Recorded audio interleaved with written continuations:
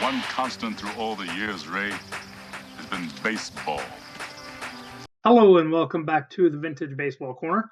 This is Chris. Today we are going to cover 10 surprising facts about Don Mattingly that you probably don't know. In fact, I'm going to guarantee you that 99% of you will learn at least one fact in today's video, even the most ardent Mattingly fans. So let's get to it. Number 10. Don came from an athletic family, including 3 older brothers, all who played sports in college. Don's oldest brother, Jerry, was a basketball, football, and baseball star in high school at Rex Mundy High School. On the gridiron, he was a key wide receiver for future NFL and Miami Dolphins Hall of Fame quarterback Bob Greasy, who was also a star pitcher on the baseball team. Jerry played 3 years of basketball at Evansville College, at the time a college division national powerhouse, and is now the University of Evansville. Unfortunately, Jerry died in a construction accident at age 23 when Don was only 7. The next oldest brother, Randy, was a star quarterback and was drafted in the 4th round of the 1973 NFL draft by the Cleveland Browns. While he did not make the squad, Randy ultimately played for a few years in the Canadian Football League as a quarterback. And lastly, Michael, 5 years older than Don, played basketball and baseball at Indiana State University Evansville, or ISUE, which is now the University of Southern Indiana. Number 9, Don's son Preston played minor league baseball, a little college basketball, and is now the general manager for the Philadelphia Phillies. Number 8, Don is ambidextrous. In fact, he threw a no-hitter in Little League, throwing 3 innings left-handed and 3 innings right-handed. He commonly switch-pitched, if you will, at a young age. Here is a picture of Don on a baseball card in his Great Scott uniform from Evansville North Youth Baseball. Don played for Funkhauser Post 8 in American Legion Baseball, playing second base and throwing right-handed. One of Don's minor league managers also commented that there was discussion amongst the Yankees to move Don to second base since he lacked power that they wanted in a first baseman at the time. Clockwise. That's, of course, the difficult thing. Shot to third. Holy Let's cow! see if he does it. Yes, he does. Don did play third base and second base a few times in the big leagues, but he did throw left-handed in those instances. Number 7, Don's 1982 Columbus Clippers baseball card is one of the most counterfeited cards of the 1980s. Here is a copy from my collection. Unfortunately, it is a counterfeit. Number 6. Like his brothers, Don was a multi-sport athlete in high school, playing baseball, football, and basketball. Don was All-State in baseball in 1978 and 79, his junior and senior years. He was All-State in football as a defensive back his senior year, and an honorable mention All-State in basketball as the team's point guard. Now keep in mind that at the time, Indiana was playing in a single-class system in all sports except for football. So this was an All-State honor for all athletes in the state of Indiana, regardless of school size. Don's senior year, he won the L.V. Phillips Mental Attitude Award. That award is based on mental attitude, scholarship, leadership, and athletic ability, and is given to just one student athlete per sport per year. So Don was the baseball recipient in 1979. In high school, Don hit .463 through his 4-year career, had 25 triples, which is still an Indiana State high school record for career triples, had 29 doubles and 140 RBI. And at the time, the 140 RBI was a national high school record. His senior year, he hit .553 and did not strike out once. His team in his junior and senior year, Evansville Memorial, went 59-1, winning the state championship as a junior, going 30-0, and 29-1 his senior year, losing the final game of the state championship. Don also had a teammate that reached the major leagues in Jeff Schultz. Schultz played briefly for the Royals and Pirates, totaling just 40 games and 85 plate appearances, spending much of his time in AAA. His biggest highlight was hitting a single off Nolan Ryan in his first big league at bat. Jeff also had 4 hits in the 1979 state championship game. Here's a quick look at his first hit that night. That is Larry Bitter over there. Led off of the walk and stole second. Advanced to third of the ground ball to shortstop, and Schultz is in trying to tie the ball game. Jeff Schultz for the Evansville Memorial Tigers. Base hit, left field, tie ball game, gets by the left fielder. Brad Platt going almost to the wall. Rounding second and holding up. It'll go down as a two-base hit. And a tie ball game. We're now halfway through. Before we move on to number 5, I'd like to share with you some of my favorite Don Mattingly baseball cards. And I'd like to ask you to comment on the video about which of these facts are most impressive to you, which are your favorite, which ones did you not know. If you're enjoying this video, please hit the like button, give me that thumbs up, and subscribe if you'd like to see more. Now let's get back to our list. Number 5. In 1980, Don's second year in the minor leagues, he played for the Greensboro Hornets in the South Atlantic League, Class A ball. Don hit .358, 9 home runs, 105 RBI, had 32 doubles, and a .920 OPS. OPS is on-base percentage plus slugging percentage. Don was the MVP of the Sally League that year. Very impressive first full minor league season. Overall, Don played 500 minor league games. And in those 500 games, he hit .332 with an .874 OPS on his way to New York and Yankee stardom. Number 4. Hold on to your hat. We've got some great stuff here.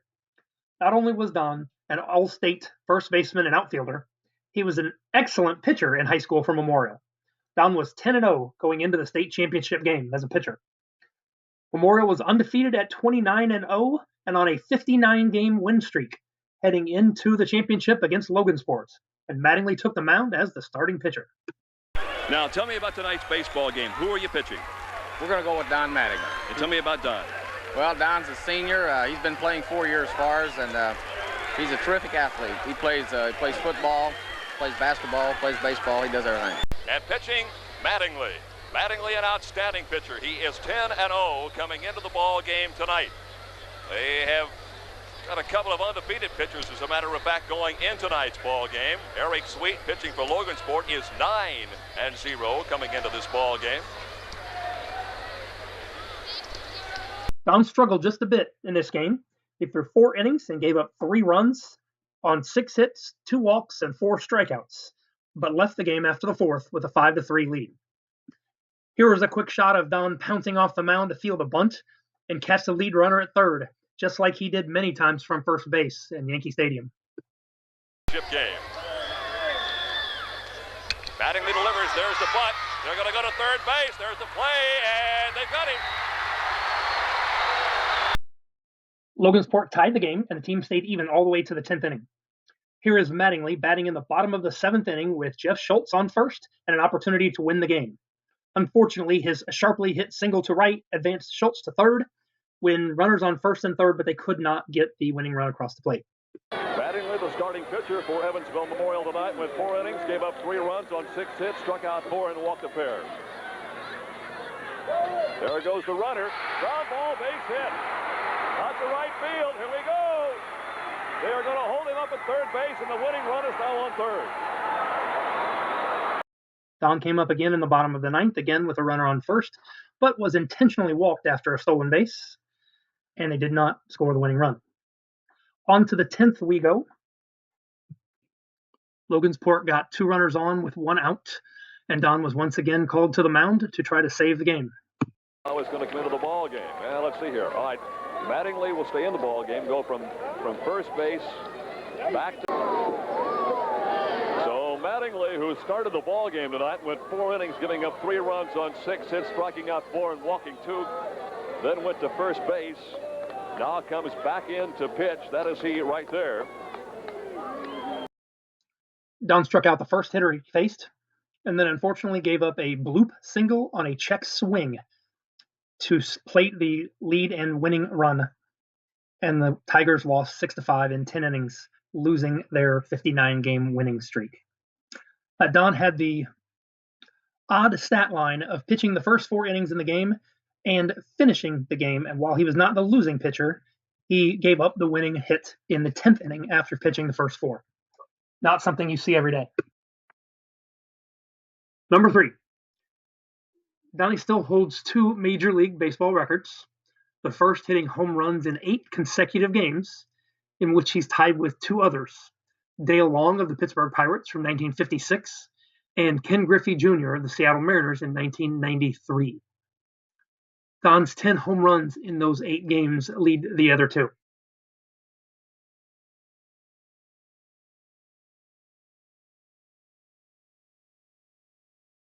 The other record for Don was 6 Grand Slams in one season. He shares that record now with Travis Hafner, formerly of the Cleveland Indians, who tied him in 2006. Ironically, the 6 Grand Slams Don hit in 1987 are the only 6 Grand Slams he hit in his career. And a bases-loaded threat. Here it goes. Long drive and a grand slam upper deck for Mattingly. His 6th of the year. Number 2. Don holds 3 all-time Yankees records, including most doubles in a season with 53, and he is also tied for 4th on the Yankees all-time list. Lou Gehrig is second with 52, Alfonso Soriano had 51, and Mattingly is tied with Robinson Cano, who had 48 twice for 4th place. Slaps one into left field, down into that corner. It's fair. The Yankees will score. It's a ground rule double. Yankees lead it by 2. Don Mattingly's ground rule double to left field scores Williams and O'Neill, and the Yankees jump up 4-2. Don also has the most hits in a season for the Yankees, with 238 hits, 7 more than the next closest Yankee. Earl Combs had 231 in 1927, Lou Gehrig had 220 in 1930, and Derek Jeter 219 in 1999. Don set the most hits and doubles marks in 1986, in which he also had 31 home runs, 113 RBI, and led the league in slugging percentage, OPS, OPS plus, and total bases. Yet, he finished second in AL MVP voting to a young Roger Clemens. Don could have easily won his second MVP that season. The third Yankees record Don holds is most Gold Gloves in a career with 9, easily surpassing the next highest Yankees with 5. Derek Jeter, Dave Winfield, Ron Guidry, and Bobby Richardson all collected 5 Gold Gloves as New York Yankees. Note Winfield had 7 total for his career, but 5 with the Yankees. Also note the Gold Glove Award started in 1957, so any Yankees players prior to that time obviously would not be on the list. Don is one of 22 former Yankees with their number retired. Number 23 is honored in Monument Park at Yankee Stadium after Don Mattingly Day on August 31st, 1997. Oddly, that day is the only day and game I have ever attended at Yankee Stadium. Here's a picture of the ball from Don Mattingly Day that I purchased. I do have the program and ticket somewhere, but they're stowed away in a box. And here's the number 1 fact that you didn't know about Donnie Baseball. In the fall of 1979, after Don finished his first minor league season in Oneonta, New York, he and his new bride moved into an apartment in Evansville. I was a newspaper carrier at the time, and there was a contest to get the most new subscriptions for carriers, with the winners getting a trip to Cincinnati to see a Bengals NFL game. So 11-year-old me decided to knock on some doors to try to win. One afternoon, I knocked on a door at Bakey Place Apartments in Evansville, and Mattingly opened the door. After having watched him play many times in high school, he was already a hero to me. My jaw dropped.